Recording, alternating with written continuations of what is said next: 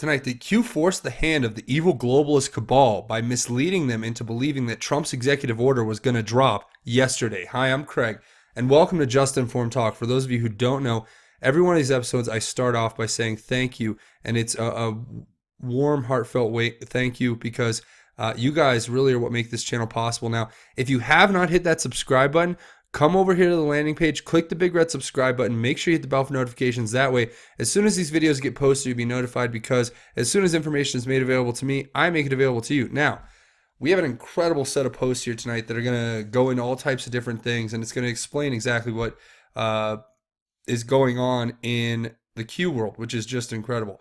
Now, here is the post. First is an AN0N posting this tweet here, right? And it's a tweet off of Trump's Twitter saying, if the FBI or DOJ was infiltrating a campaign for the benefit of another campaign, that is a really big deal. Only the release or review of documents that the House Intelligence Committee, also Senate Judiciary, is asking for can give the conclusive answers. Drain the swamp. This is the swamp that we are draining here, ladies and gentlemen, but it goes so much deeper. Okay, so this post right here is Q has apparently mistakenly, maybe not, we're going to find out in the later posts if it was actually a mistake, but posted his passcode with his trip code, and thereby basically giving his password out so anybody could go onto the Q trip code and post. So Q writes here in this post, they thought it was coming yesterday. They were wrong. Follow the pen Q. Wow. Okay. So what did they think was coming yesterday? Well, in a previous Q post, we already went over this, but the follow the pen post was from a few days ago, and it says that it's suggesting that this executive order is already written. Now, what is the executive order that's being referred to? Well, there's a tweet that's matched up here. So it's saying follow the pen, already written, letters left visible to match. So they're giving us a heads up that it's related to this particular tweet. And what is this tweet? As you guys know, if you're following the channel, it's a tweet from Representative Jim Jordan, where he says it's high time for transparency. The Department of Justice and FBI have continually and repeatedly thwarted congressional oversight. We're asking @RealDonaldTrump to direct the Attorney General to give us the documents because the American people deserve answers. And in this letter, it outlines exactly what documents they're referring to. And these are, I've heard that it's in the millions as far as documents that are being withheld. And they're working on redacting all of it. But it's pretty much an impediment to oversight, in my opinion, which cannot be tolerated, especially not by the Congress. They were given subpoena power in order to have full access to the records held by both the Justice Department and the FBI as a form of oversight, and for them to delay with the intention of redacting and removing any information that's going to reveal the true scope and nature of the investigation at hand, which is talking about the investigation into things like the Clinton Foundation emails, where she has put special access program classified information on a private server that was left in an unsecure location that may or may not have been accessed by foreign nationals who may or may not have paid money to the Clinton Foundation in order to gain that access. Then you have Abedin, family ties to the Muslim Brotherhood, alleged ties to plot going against the United States by the Muslim Brotherhood to infiltrate and then to destroy from within, if you will. And then you have Anthony Weiner, connections to pedophilia, sex, and sex with a minor. And his laptop contained a lot of classified information and a file that was allegedly marked insurance. Now, what was on that file that was allegedly marked insurance, we don't know yet. Excuse me. But what we do know is that there's been many insinuations that the alleged material found on that hard drive with the file name insurance file actually proves to have a subsequent, a substantial, I should say, amount of material regarding all types of very, very criminal behaviors, whether it's pay for play, all things from pay for play, corporate corruption to child sex has been alleged to exist on this hard drive. So this is not your average investigation here, and all of this information is being withheld. And then not only that, you have allegations that there's Peter Strzok texting with one of the attorneys at the FBI, Peter Strzok being one of the heads of counterintelligence at the FBI, who is involved in spying apparently on the Trump campaign because of this Russia collusion hoax. That's my opinion. And then you have on top of that the connection between Comey and Brennan at the CIA and their go-between being Peter Strzok. And then, I mean, this is crazy. And then you have the connection to the FBI and the SIS or MI6, which is British intelligence, and how they worked actively to spy on the Trump campaign together and to create, apparently, allegedly, the Steele dossier, which made allegations and was an attempt to sway the election as it was released right before the election took place. So if you want to talk about people interfering with elections, why don't you ask the British and their MI6 and SIS operations and intelligence, and the CIA under Brennan working with Comey and Peter Strzok to infiltrate with a mole the Trump campaign. And that's what Trump is talking about. Now, the Trump tweet, he's putting pressure on the DOJ and the FBI. And this is what we're basically talking about, is why did he show this password? And let's go back and just read the Jim Jordan. One more thing here that we want to point out. Those are the things that this is regarding, right? So quite plainly. And I hope I laid them all out fairly succinctly and in an order that was digestible. But that's just the overall recap of the scope of the investigation that they're requesting documents. And there's more even. I could go on. You want to talk about Rosenstein, you want to talk about McCabe, you want to talk about any Bruce Orr, whoever. Go down the line. But it's this part right here where it says, to complete our independent oversight and duties, we must obtain all documents responsive to previous requests by Congress.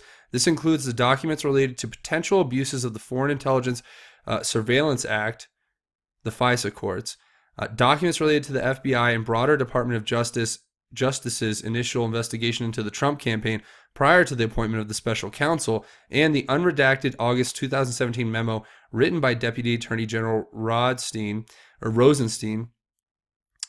that articulated the scope of the special counsel's jurisdiction. See, they can't even read the memo that articulates from the Deputy Attorney General who's in charge of the special investigation. They can't even read the memo in an unredacted manner that is directing the scope of the special counsel's jurisdiction in the investigation into the President of the United States. That's how corrupted the system is to this point. We can't even look and see what the original purpose and scope of the special counsel's jurisdiction was. I mean, this is the information that is driving people mad that they can't have access to. And there was a reason behind this, him posting his password here, Q posting their password. Now comes the pain, --23. So this is another, and another AN0N pointed this out, which I thought was a brilliant pickup, that this is another form of confirmation of knowledge, right? So imagine Q made this passcode when he made this last trip code, right?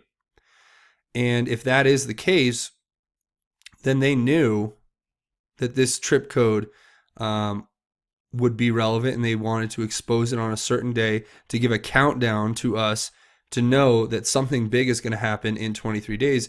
And my speculation based on this and other posts that I've seen that we're going to go over is that the executive order that's going to release the documents that are going to expose all the things that we just covered previously is what is going to be happening in 23 days, which 23 days from today would be June 11th.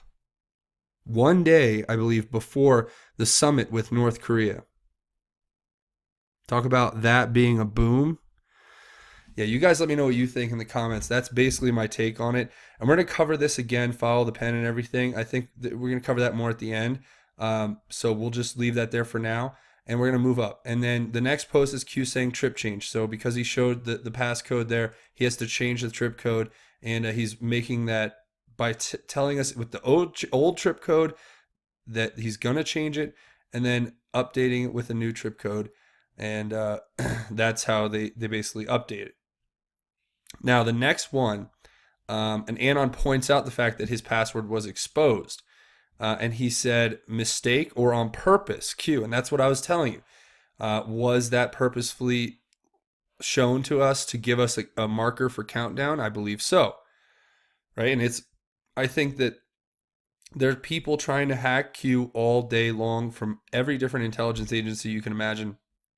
I believe that fully, because why wouldn't they be? Because then they could control the message and divert us in different directions, or try to give us misinformation or whatever.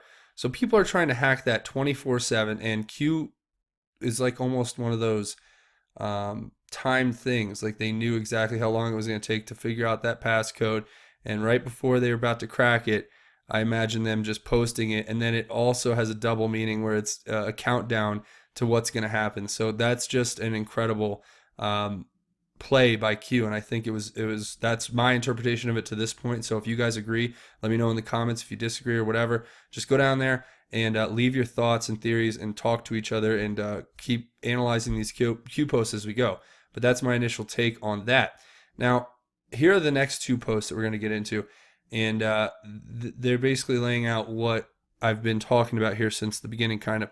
And an AN0N post here, you knew when you set that trip that the pain would be delivered in -23, -23. More evidence of foreknowledge. And then Q says, I'd watch the news that day to respond to that, AN0N. Yeah, I'm going to be glued to my TV on that day, that's for sure.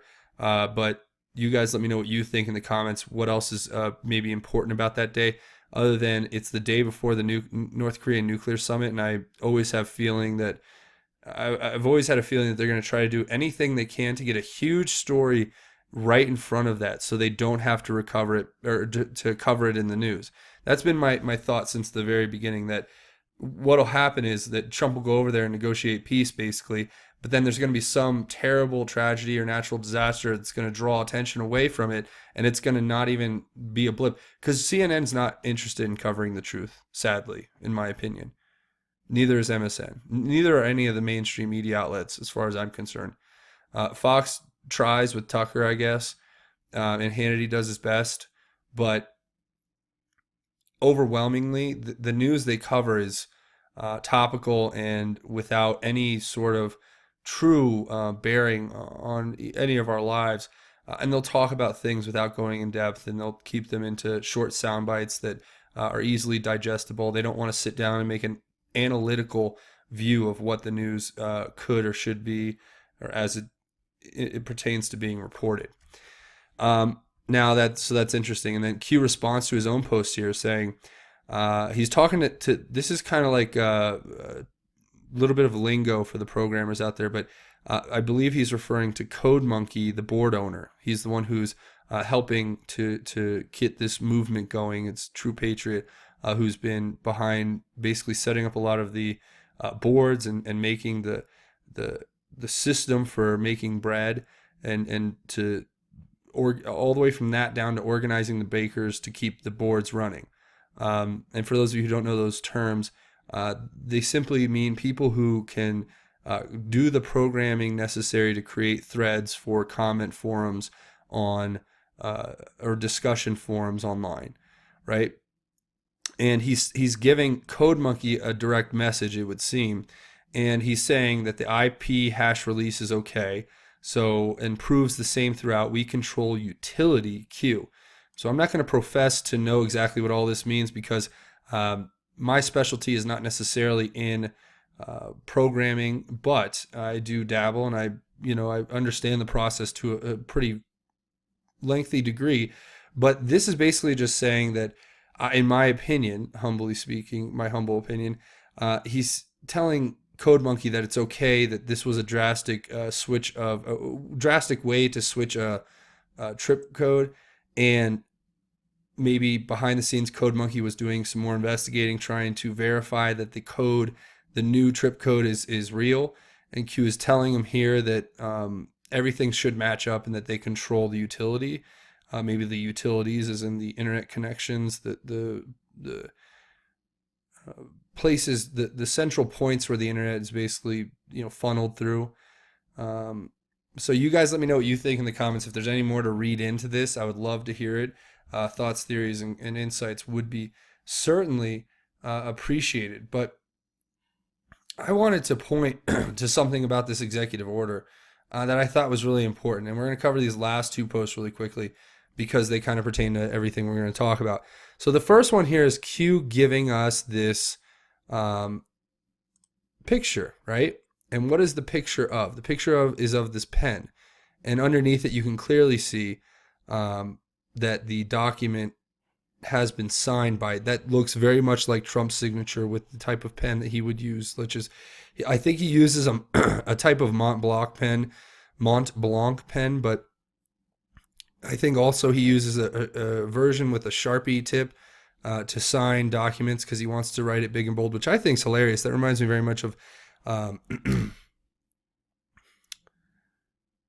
John Hancock, who, wrote his name in huge letters on the Declaration of Independence because he wanted to make a statement. So I think that's very interesting. But what we're going to talk about, though, is, this is connected to Trump's latest status, right? And that's where the tweet came in here. It's the same one, but it's important to note that connecting this to that letter document being signed, which then connects back to the Jim Jordan letter, this is all connecting it. And I hope I've laid out exactly what the documents are pertaining to in clear enough detail for you guys. And I know I forgot a few things, but that's the general gist of it so far. And the FTP file name for this file, obviously referring to follow the pen, in my opinion, but that will be also up for debate, I'm sure, as everything is with Q here, and double meanings and all those types of things. Now, an interesting thing to point out was that some of the people actually have, I don't know if you can make this out because it's not that clear, but they've said that these are Q's hands holding a cell phone, taking a picture of this document, and this is the slight reflection out of the bottom gold tip of the pen. I'm not sure if I see that, but I kind of do. Like this is a hand and this is a hand holding a smartphone taking a picture. But obviously there's not much to really go off of, even if that is the case. So you guys let me know again what you think in the comments of that. I thought that was an interesting thing to look at. And then Q reposts a picture of a screenshot of his post where he exposes the password that tells us to start a 23-day countdown from today and that we need to watch the news in 23 days. And he reiterates to us that they thought it was coming yesterday. They were wrong. Follow the pen Q. Now, what I want to tie this into is something that's very interesting. So you have, first off, you have this being the reports that are coming out, and they've been coming out for the last few days. And this is what the headline should basically read. And Trump said that there was a mole and all this. And it's reports indicate secret FBI and CIA mole spying on Trump campaign, right? And they use this mole to get in there to have a reason to create the reasonable doubt needed to a reasonable suspicion, however you want to look at it, to get the FISA court warrants and to do all this stuff. So they were setting him up from the beginning, but then it was to the benefit of the adversarial campaign. Which, I mean, that's incredible in and of itself. But then here's the insanity. Okay, you guys want to hear something insane? I think most of you guys out there, like 99% of you guys, are incredible people. Who knows? There's always bad apples everywhere. But I want to think 100% of you guys are awesome. And you'll see how insane this is. But this is how the headline should read, or does read. And this was 3 days ago or 4 days ago on the 15th of May. Now, the media's given up. They've given up on trying to lie. Now they've decided to just try to spin. They've become spin artists. So look at the headline coming out of the New York Times here.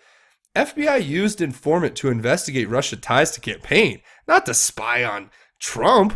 What are you talking about? We don't spy on Trump. We were there investigating the Russia ties, obviously. Obviously. I mean, it would take you'd have to be a real dummy to think that the FBI would do anything other than be investigating the Russia ties to the campaign, which basically were non-existent. So definitely warranted a big intelligence secret operation planting moles. We're not trying. We're not. And don't worry, the FBI is not partisan. No, no, no. We're not partisan at all. We don't try to use our power of the law behind our backs to go and infiltrate, a rival campaign to our globalist insiders, our bought and paid for, comrades. No, that's crazy. No, no, no, no. They weren't spying on Trump. It was to look at Russia ties to the campaign. Come on, you guys would have to be, you guys have to be out there to believe that. And obviously, I'm being very sarcastic there. So I hope that translated well. But this is beyond the scope of anything I ever imagined would be the case. And it just continues to grow past and beyond the scope of what I believe would be even what I thought was possible, even though I realize we're dealing with evil, globalist, Luciferian, pedophile, Satanists. I get it. These are the people we're up against, so nothing should surprise me at this point. But I just thought that was very interesting to point out. And this is Q telling us that they thought it was coming yesterday. And what happened yesterday? Well, if you guys want to go back and watch this video and get a good idea of everything, I don't want to go over everything, but I talk about the shooting in Texas and how it seemed as though Q was trying to warn us. And I even made this video where I had the title "Stay Vigilant," trying to warn people. And I almost used a graphic. I originally used a different graphic for this thumbnail, and or this picture that goes with the video, and it was showing the terror scale, and I had highlighted that the terror alert should be high because Q was trying to warn us in a previous post that we all need to stay vigilant, and he asked us the ominous question of what's the common theme of events that happen right before bad news is about to break out against the evil cabal of globalists. And I gave my answer, which is what I think, in my opinion, that it seems that there's a high connection between, or a high correlation between when bad news is about to break that they want to keep out of the news, which is what we're going to cover again here, the Weiner indictment. So stick around for that if you want to get more details on the Anthony Weiner indictment, which I have in this episode. But they want to pull the attention away from a story like this, which is going to basically pull the thread of the sweater that is the cabal of globalists and start the unravel and their demise. And then they'll put these crazy things out. And obviously a lot of that information was going to come out again if the executive order was going to come out. So they had to get something out in front of it. Now, I'm not saying that this was a false flag or anything. I'll leave that to you guys. That's not my place to tell you what to think, but I can tell you what I have seen here. And I'm giving you just sets of facts surrounding this. And you guys are going to ultimately make your own opinion about what that is. But I found it interesting enough that with this came the big distraction when the globalists thought by reading this board that Trump was actually ready to release this executive order. They had to do something to get something in front of it. Now, I'm not suggesting that they did or had anything to do with that because I don't have any evidence to back that up. I can only give you what my gut feeling is on this, and it isn't good. It does not look good. So that's my 2 cents on it. Now, what we're going to get into next is really interesting. There's more details coming out on the Anthony Weiner case. You have Pacer Monitor, which is a great resource that Q even pointed out to us, this Pacer website. But this is, I think, a different website than that one, but still, it may be connected. And what it is you can look at this information that's given here. Now, you have to pay for a subscription to this service to get all the inside of these PDFs and actually be able to read them. But it gives us some interesting information just to go off of. Here's an interesting thing. So there was a notice of intent to file the warrant or the unsealing order that we saw the other day, right? We went over that together. That was part of the Q post that we had seen.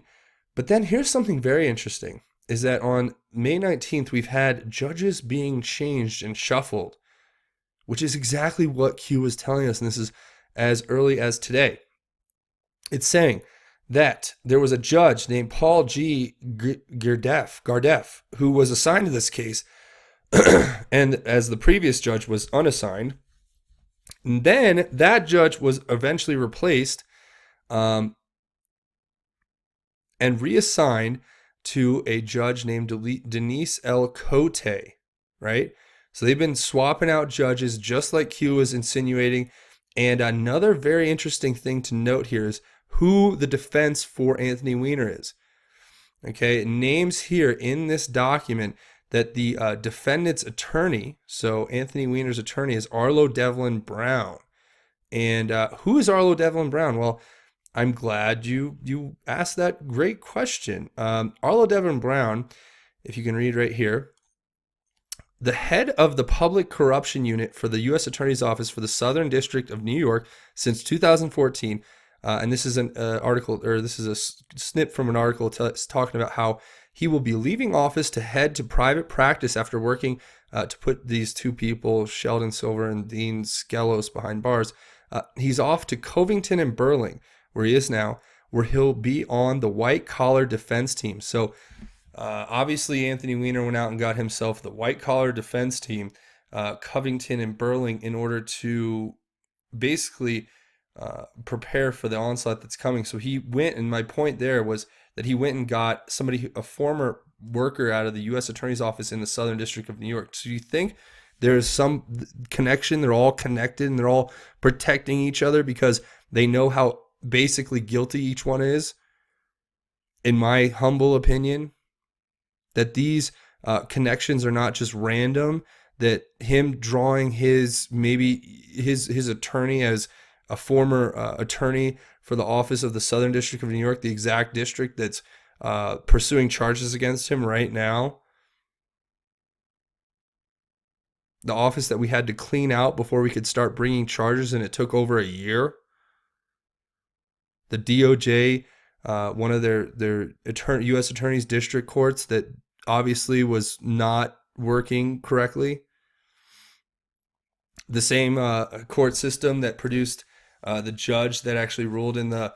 I'm not even gonna get it. All right, I'm gonna stay off the rant for that one. I want to tell you guys that that's the connection I see. That's immediately what you pick up out of these documents. There's some more here that he's going to be. They're talking about releasing him on a bond as contingent on travel restrictions, where he would not be able to leave the state, it would seem, and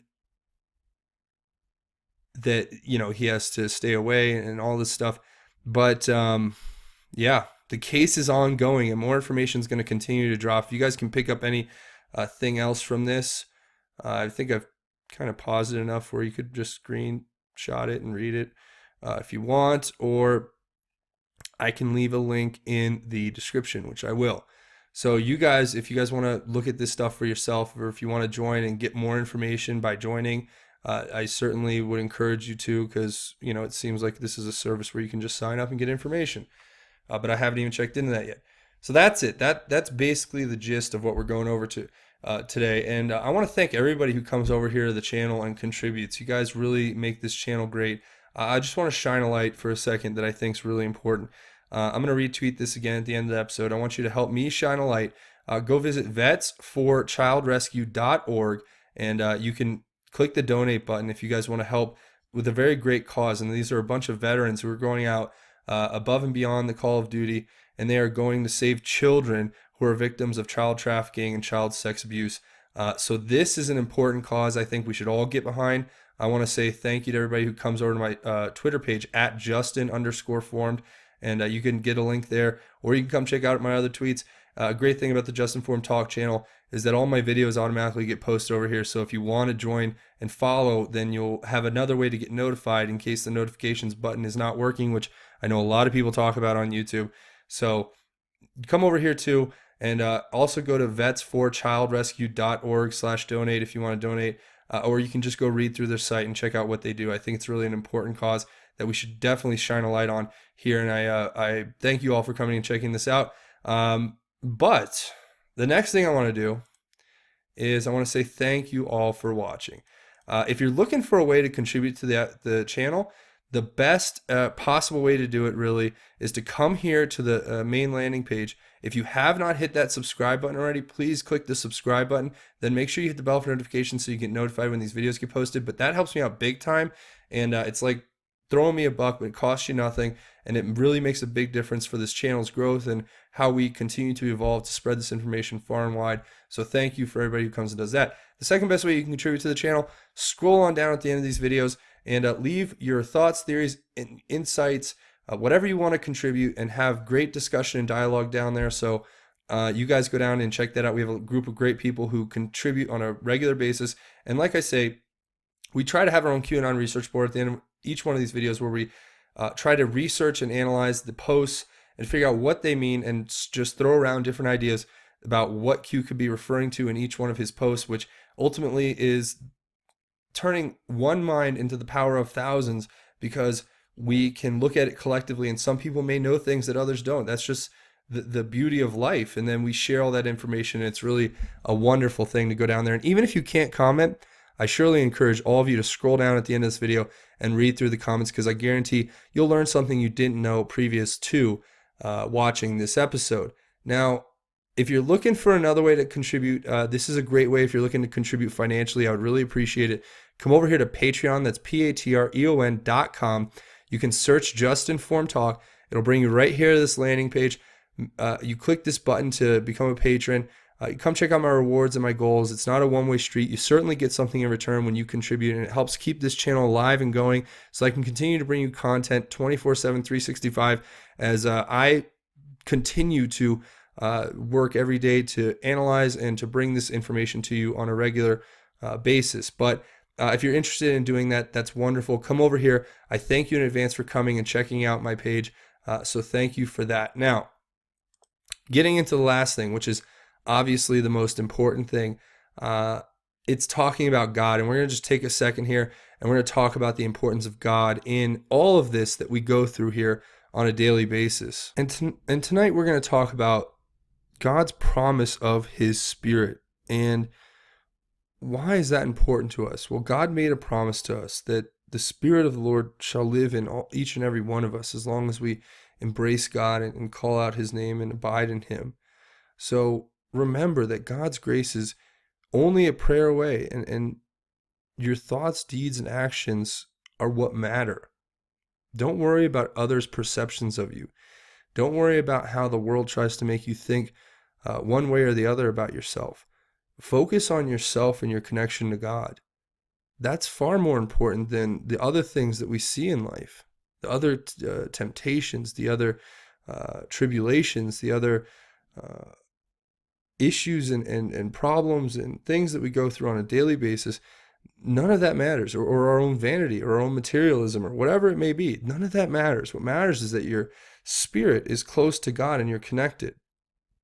Then you understand that you may have to go through some trials. You may have to go through some hardships, and that's a part of being human. That's a part of being the imperfect person that each one of us is.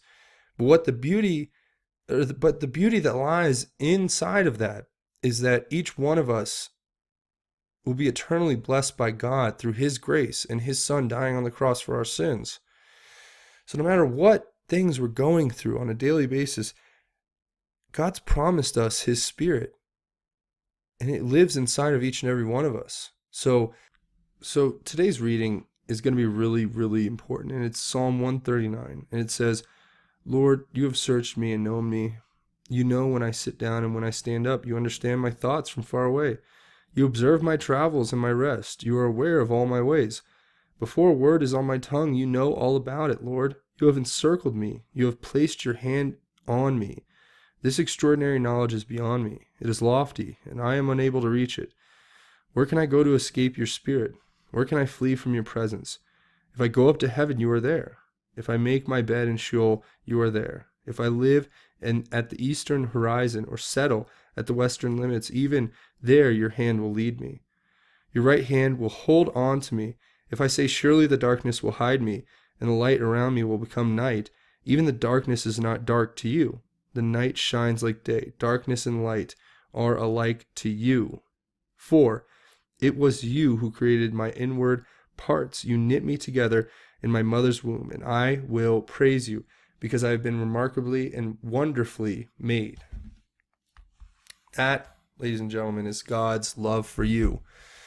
That's the promise of his Spirit for you, is that you were made wonderfully and you are remarkable and you are in the image of God and God loves you. And just remember that no matter what you go through, that God is there for you. And each day that we go through here on this earth, we must work hard. It's not easy. I know I'm definitely not perfect. I'm a imperfect human who's made a lot of error and committed sins, but I repent and for each and every one of those, and I seek God's forgiveness every day, and I know and trust in my heart that regardless, as long as I live my life to what I believe is the most important moral and ethical principle, which is following God and his word and teachings, then I'm doing justice to what I need to do here, and I'm just a witness of God's love and glory and blessings, and I want to pass that on to you and just let you guys know that, he's here for you and he absolutely loves you.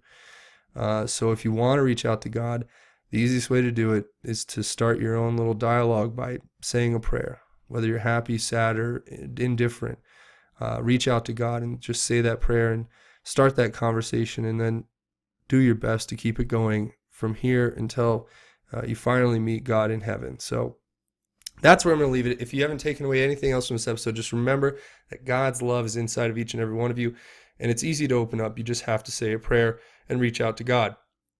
Now, again, if you haven't hit that subscribe button, now's a great time to do it. You can come here to this landing page, click the big red subscribe button. Make sure you hit the bell for notifications. It helps out channel out big time. Make sure to scroll down and leave your thoughts, theories, and insights in the comments. But that's going to be it for me. I want to thank you again for watching. This has been Just Informed Talk. My name is Craig. Godspeed and God bless each and every one of you, Patriots.